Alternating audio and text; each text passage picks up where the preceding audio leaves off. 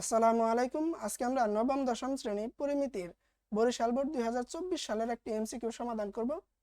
প্রশ্ন বলতেছে একটি সমদ্বিবাহু সমকোণী ত্রিভুজের সমান সমান বাহুদ্বয়ের প্রতিটির দৈর্ঘ্য 6 সেন্টিমিটার। তাহলে ত্রিভুজের ক্ষেত্রফল কত বের করো। তাহলে ত্রিভুজটা কিরকম? সমদ্বিবাহু, যার দুই বাহু সমান এবং সমকোণী। তাহলে আমরা জানি সমকোণী ত্রিভুজের অতিভুজ বাকি দুই বাহুর থেকে কি হয়? বড় হয়। তার মানে এখানে সমান সমান বাহু বা সমদ্বিবাহু বলতে বোঝাইতেছে তাহলে লম্ব আর ভূমিকে বোঝানো হচ্ছে। আর দুইটার দৈর্ঘ্য কত হবে? 6 সেন্টিমিটার করে। তাহলে এটাও যদি 6 হয়, এটাও কি 6, আর এটা তো অতিভুজই। তাহলে সমকোণী ত্রিভুজের ক্ষেত্রফল নির্ণয়ের সূত্র কি? হাফ ইন্টু ভূমি ইন্টু উচ্চতা।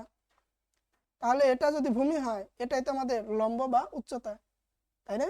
আচ্ছা, তাহলে আমরা মানটা বসাই দিই। ভূমি কত? 6, উচ্চতাও 6। হাফ ইন্টু 36, 2 আর 36 কাটাকাটি করলে 80, 80 আর 1 80। তার মানে আমাদের ত্রিভুজের ক্ষেত্রফলটা হবে 18 বর্গ সেন্টিমিটার।